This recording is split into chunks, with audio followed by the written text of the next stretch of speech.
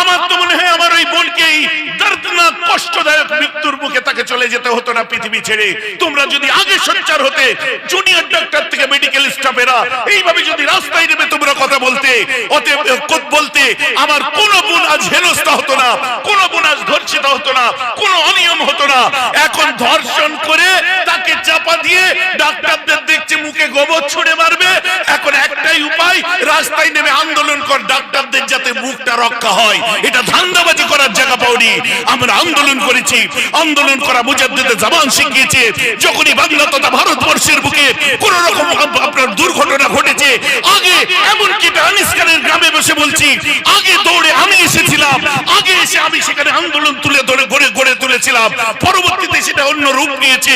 আপনি বাংলার যে কোনো জায়গায় আপনার দুর্ঘটনা ঘটুক, যে কোনো জায়গায় অনিষ্ট হোক, অমানবিক কাজ হোক, মূল্যবোধহীনতার কাজ হোক, আগে জমিয়তুল উলামায়ে বাংলা আসামের এই বাচ্চা মেয়েরা আগিয়ে ছিল, আগিয়ে আছি, সারা জীবন আগিয়ে থাকবো।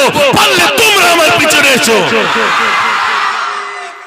দিন আগে একটা ডাক্তার নিজেকে বিশাল ভাবে, আজকে কিছু ছেলে এমবিএ করেছে, এমটেক করেছে, ডাক্তারি পড়েছে, নিজেদেরকে সমাজের উঁচু দিয়ে চলা মনে করে।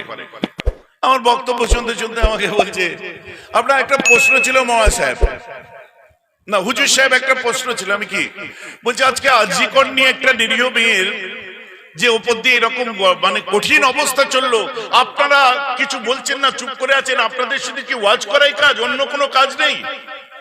এগুলো আপনাদের আন্দোলন করতে হবে না? ও আদেও জানে না আমার আন্দোলনটা কত বড় আন্দোলন হয়েছে। এবং আজও আমার ছেলেরা যাদবপুর থেকে আরম্ভ করে বিভিন্ন জায়গায় তারা যে কোন ব্যানারের নিচে না গিয়ে, কোন দলের পিছনে না গিয়ে, সত্যের পিছনে আন্দোলন তারা করে এসেছে। আজও পর্যন্ত এটাও খবর রাখে না। কথা বুঝতে পারছেন? আমাকে এমন অ্যাটিটিউডে বললো না, আমার গা পিত্তি চলে গেল এরকম। আমাদের সমাজের মানুষ কি বলবো, মানে ও ভাবছে আমি ডাক্তার হয়ে সমাজের উঁচুতে উঠে গেছি। এক্সকিউজ মি, ওয়াজ বন্ধ করে একটা কথা বলবো? বলে বলুন। আচ্ছা আপনি কি করেন? বলছে I am a doctor, that's why I am telling you. ও আপনি ডাক্তার? হ্যাঁ। মুখে চুনকালি মেখে ঘুরতে পারেন না? কথাটা বুঝতে পারছেন? মুখে চুনকালি মেখে ঘুরতে পারেন না? উড়িষ্যায় দুটো নার্স ধর্ষিতা হলো ডাক্তারেরই হাতে। দিলবার সিং ডাক্তারই ছিল, উন্নাও দেখুন ডাক্তার, যেখানে দেখবেন ডাক্তার। আপনি বলুন আরজি কর নিয়ে আন্দোলন করতে ডাক্তার, জুনিয়র ডাক্তাররা নেমেছে। আমি অন ক্যামেরা বলছি আপনাদের সামনে, এত বড় ঘৃণ্য, জঘন্য, নোংরা, নেককারজনক ঘটনা ঘটা উচিত নয় যেটা ঘটেছে আমাদের বোন তিলোত্তমার সাথে। এর প্রতিবাদে হিন্দু মুসলিম সবাই আমরা জাত ধর্ম দেখিনা ঝাঁপিয়ে পড়েছি যে প্রকৃত দোষী সাক্ষী হোক। এতে কোনো সন্দেহ আছে? ডাক্তার তুমি কি করতে নেমেছো আগে বলো? এখানে আমার নামার অধিকার নেই? আমার তো মনে হয় তুমি তোমার মুখ রক্ষার মান রক্ষা করতে নেমেছো, না হলে তোমাদের রাস্তাঘাটে দেখলে গলায় জুতোর মালা দিয়ে ঘোরাবে, তাই জন্য তোমরা নেমেছো। যদি বলেন কেন, মেয়েটিকে আমাদের সেই নিরীহ বোনটিকে তার মা তার বাপ বড় ভরসা করে হসপিটালে চাকরি করতে পাঠিয়েছিল। নিউরোমেডিসিন কক্ষ ডাক্তারদের আয়ত্তে থাকে। মেয়েটি ডাক্তার, যেখানে গেল আরজি করোটে ডাক্তারদের আড়ত, তাকে ধর্ষণ করলো ডাক্তার। কোন মুখে ডাক্তাররা আবার আন্দোলন করতে নেমেছে? তুমি ধর্ষণ করছো তোমার জায়গায়, আবার তুমি আন্দোলন করছো। এটা মুখ ঢাকা নয়, তোমার মুখে চুনকালি মেখে ঘোরা দরকার। দিয়ে আন্দোলনের মুখ কোন দিকে নিয়ে গেল? আন্দোলনের মুখ নিয়ে গেল যে অনিয়ম চলছে আরজি করে সরকারি হসপিটালে। অনিয়মের জন্য এতদিন ঘুমোচ্ছিলে? অনিয়মের আন্দোলন তোমরা করছো। ধর্ষণের বিচারের আন্দোলন করলে সিজিও ভবন তোমরা অবরুদ্ধ করে দিতে, কারণ সেটা তো এখন সেন্ট্রালের হাতে আছে। এটা সত্য কথা তো বলতে হবে। যদি আন্দোলন সেভাবে করতে হতো, সিবিআই এর বিরুদ্ধে করো, সেন্ট্রাল গভর্নমেন্টের বিরুদ্ধে করো, কারণ তারা বিচারের দায়িত্ব তাদের হাতে তারা তুলে নিয়েছে। তোমরা আন্দোলন করছো যে অনিয়ম হয়েছে, অর্থ তছরুপ হয়েছে, অমুক হয়েছে, লাশ বিক্রি হয়েছে, বজ্র বিক্রি হয়েছে, অমুক সন্দীপ ঘোষ এই করেছে। এতদিন ঘুমোচ্ছিলে? এতদিন ঘুমোচ্ছিলে?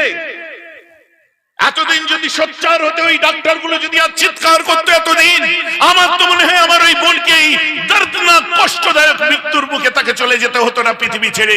তোমরা যদি আগে সোচ্চার হতে, জুনিয়র ডাক্তার থেকে মেডিকেল স্টাফেরা এইভাবে যদি রাস্তায় নেমে তোমরা কথা বলতে, বলতে, আমার কোন বোন আজ হেনস্থা হতো না, কোন বোন আজ ধর্ষিত হতো না, কোন অনিয়ম হতো না। এখন ধর্ষণ করে তাকে চাপা দিয়ে ডাক্তারদের দেখছে মুখে গোবর ছুঁড়ে মারবে। এখন একটাই উপায়, রাস্তায় নেমে আন্দোলন কর, ডাক্তারদের যাতে মুখটা রক্ষা হয়। এটা ধান্দাবাজি করার জায়গা পাওনি। আমরা আন্দোলন করেছি, আন্দোলন করা মুজাদ্দিদে জামান শিখিয়েছে। যখনই বাংলা তথা ভারতবর্ষের বুকে কোন রকম আপনার দুর্ঘটনা ঘটেছে, আগে এমনকি আনিসখানের গ্রামে বসে বলছি, আগে দৌড়ে আমি এসেছিলাম, আগে এসে আমি সেখানে আন্দোলন তুলে ধরে গড়ে তুলেছিলাম। পরবর্তীতে সেটা অন্য রূপ নিয়েছে। আপনি বাংলার যে কোনো জায়গায় আপনার দুর্ঘটনা ঘটুক, যে কোনো জায়গায় অনিষ্ট হোক, অমানবিক কাজ হোক, মূল্যবোধহীনতার কাজ হোক, আগে জমিয়তুল উলামায়ে বাংলা আসামের এই বাচ্চা মেয়েরা আগিয়ে ছিল, আগিয়ে আছি, সারা জীবন আগিয়ে থাকবো। পারলে তোমরা আমার পিছনে এসো। কথাটা আমার বুঝতে পারছেন কি পাচ্ছেন না? বলুন এবারে কি বলতে চাচ্ছেন? ধর্ষণ করলো কে? ডাক্তারই করলো। কোথায় গেছিল? আলুর আড়তে, চালের আড়তে, না ডাক্তারের আড়তে? ডাক্তারেরই আড়তে। সে নিজে কি ছিল? Taxi driver? বলে না, সেও ডাক্তার। নিউরো মেডিসিন ভবন কার আয়ত্তে থাকে?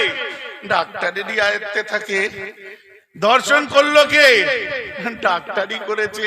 আন্দোলন করছে কারা? ওই ডাক্তাররাই করছে। তুমি কি? তুমি কি ভেবেছিলে নরম জায়গা? ওটা অত নরম জায়গা না, জায়গাটা অনেক শক্ত জায়গা। তোমার মতো দু চারটে পাস করা ডাক্তার, দু চারটে বলবো না, 200-400 পাস করা ডাক্তার, একবার গ্রুপটা খোলো বুঝতে পারবে। যারা স্পিরিচুয়াল ট্রেনিং আজও পর্যন্ত নেয়, আল্লাহ ওদের ভালো রাখুক, ময়দানে আছে তারা, আন্দোলন করছে তারা। কিন্তু আপনি একটা জিনিস বলুন, সারা বাংলায় আমাকে বলছে আজকে দেখুন ফিল্ম অ্যাক্টররা নেমেছে। আরে আচ্ছা, হ্যাঁ, ফিল্ম অ্যাক্টর গুলোর তো সব পিজিতে আর আরজি করে ট্রিটমেন্ট হয়, এমরিতে হয় না, তো বেলভিউ হয় না। শ্রদ্ধা মাননীয় আপনার উনি চলে গেছেন আমাদের মধ্যে থেকে। যখন আপনার সুচিত্রা সেনের ট্রিটমেন্ট হচ্ছিল, পিজিতে হচ্ছিল, তো আরজি করে হচ্ছিল, তো বেলভিউ হয় না। তো যত ফিল্ম অ্যাক্টর আছে লক্ষ্য করে দেখুন, 90%, 99% তাদের কর্পোরেট হসপিটালে তাদের ট্রিটমেন্ট হয়। হয় বোম্বে, নয় কলকাতা, ব্যাঙ্গালোর, যে কোনো কর্পোরেট হসপিটালে হয়। আর সরকারি জায়গায় যায় কারা? গরিব দুঃখী, খেতে পায় না, বাচ্চা হওয়ার টাইম হয়ে গেছে, ওকে চেপে রাখতে পারবে? কোথায় যাবে? আর তুমি কর্মবিরতি করছো। আপনাদের এলাকায় কতজন মরেছে খোঁজ নিয়ে দেখুন তো। ভাই যে আমার কথা বুঝতে পারছেন কি পাচ্ছেন না? পাকামো করার জায়গা পাও না। আপনারা আন্দোলন করছেন না, আমরা আন্দোলন করছি। শোনো, শুধু ওদের বিরুদ্ধে নয়, তোমাদের মতো কুলাঙ্গার ডাক্তারদের বিরুদ্ধেও আমরা আন্দোলন করছি। কারণ আমার মেয়েটা আজকে ডাক্তারি করতে যাবে, ডাক্তারদের মধ্যে আমার মেয়েটা নার্স হয়ে আজকে সেখানে যাবে। ডাক্তারের কাছেই তার ভয় আছে যে ডাক্তার কখন কি করে দেবে, কোনো ঠিক নেই। এখন মুখ লুকোবার জন্য পাকামো হচ্ছে। মানুষ সব ঘাসে মুখ দিয়ে চলে, গাধা গরু, তাই না? তোমাদের এখনো যে বাংলার মানুষেরা মুখে চুনকালি লাগাই দেয় সেই ভালো। যেখানে আন্দোলন করার সেখানে জোয়ার। আজকে নবী দিবস করতে এসে বলতে আমায় খারাপ লাগে, হ্যাঁ এটাও একটা প্রতিবাদ, নবীজির আদর্শের মধ্যে পড়ে। মেইনস্ট্রিম মিডিয়া কি দেখাচ্ছে? বলছে একটা রোগিনী দেখা গেল যে সে ডাক্তার পায়নি, আপনার কি বলে পিজি আরজি কর হসপিটালে, লাস্টে তিলোত্তমার আপনার ছবির সামনে যে নমস্কার করে তাকে আশীর্বাদ দিয়ে চলে গেল। বিরল দৃশ্য দেখতে পেলাম আমরা। নিশ্চয় তার প্রতি আমাদের সমবেদনা, তার মা বাপের চোখের পানি, তার রক্ত, তার সঙ্গে যে নির্মমতা হয়েছে, এর সঙ্গে আমরা কোনোদিন আপোষ করতে পারি না। যে আপোষ করে সে মানুষ নয়। কিন্তু মেইনস্ট্রিম মিডিয়ায় ফুটেজ খাওয়ার চেষ্টা করছেন। ওটাও দেখেন যে আমাদের রাজ্যে লিখিত 27-28 জন, অলিখিত কত শত মানুষ যে মরেছে বিনা চিকিৎসায়, আর ওগুলো সব গরিব দুঃখী গ্রাম বাংলা থেকে তারা হসপিটালে গেছে।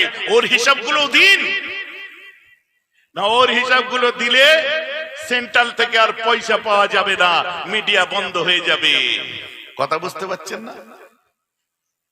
সব মালখোর, সব পয়সাখোর, আর আমাদেরকে শিখাতে এসেছে আন্দোলন।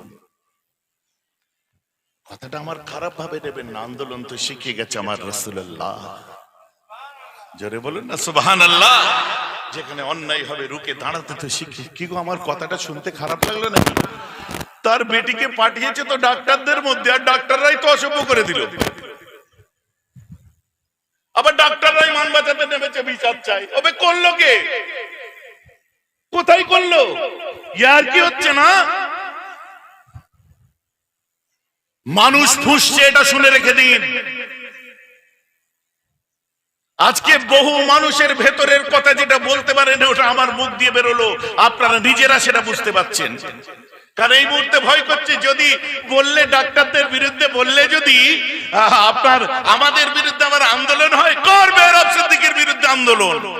আমিও দেখতে চাই এই বাংলার বুকে যেমন স্বামী লোকেশানন্দজি ছিলেন, এই বাংলা যেমন পরমহংসদেবের বাংলা, এই বাংলা যেমন বিবেকানন্দের বাংলা, এই বাংলা যেমন ঋষিমণিদের বাংলা, এই বাংলায় যেমন সারদা মায়ের আতুর ঘর আছে, এই বাংলাতেই জন্ম নিয়েছে, এই বাংলায় শুয়ে আছে, তিনি হলেন মুজাদ্দিদে জামান বঙ্গপুত্র আবু বকর সিদ্দিকী। জোরে বলুন সুবহানাল্লাহ। তার সিলসিলার মানুষেরা মরে যায়নি, তার ভালোবাসার মানুষেরা মরে যায়নি, হিন্দু মুসলিম তারা আজও বেঁচে আছে। কথাটা বুঝতে পেরেছেন? এবার আওয়াজ হচ্ছে?